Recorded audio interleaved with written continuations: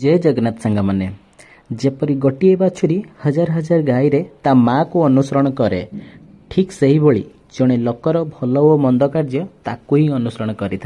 कारण देखो ये केते गोटे चाषी भाई चाष कर बंधाकोबी कारण गोटे कृषक कृषक कृषक कहले लुह लहू को मो माटी रे गढ़ी माटी माँ मते जीविका देइछि सारा दुनिया को खाद्य जगाउछि निजे पछे हेले भोकरे जीछि केते कष्टदायक गोटे कृषकर जीवन।